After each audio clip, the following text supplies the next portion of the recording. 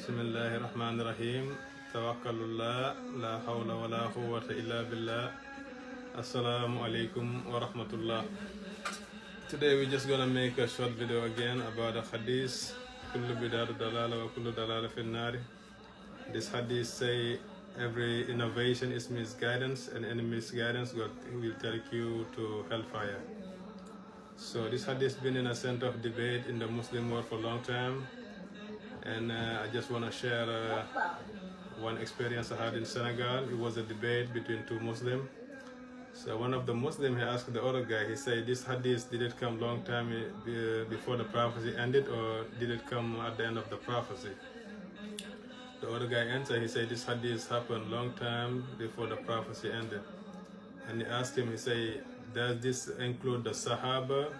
Does the hadith concern the Sahaba and the people who come after the Sahaba?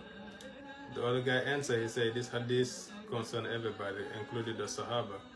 So he continued, he told him, if that's the case, if everything you do or say that the Prophet didn't do or say or tell you to do is bid'ah, why would Bilal do 2 rakah every time he did wudu without the Prophet telling him to do that?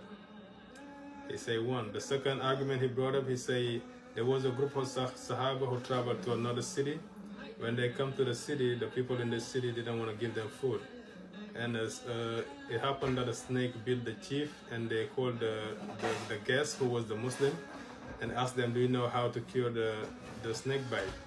So they used Fatiha and cured the guy and was paid for the service.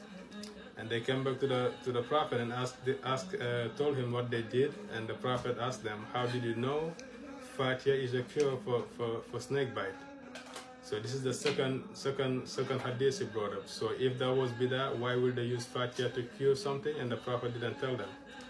And the third argument, he told him one time the Prophet was in the masjid, and somebody who was traveling come to the masjid.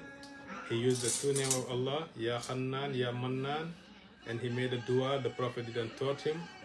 And when he finished, the Prophet said, this guy, he used the Ismullahi Azam, the biggest name of Allah, and Allah will accept his dua. So there is 2 things in this hadith. He used 2 names we didn't know first, and he used the dua the Prophet didn't taught him.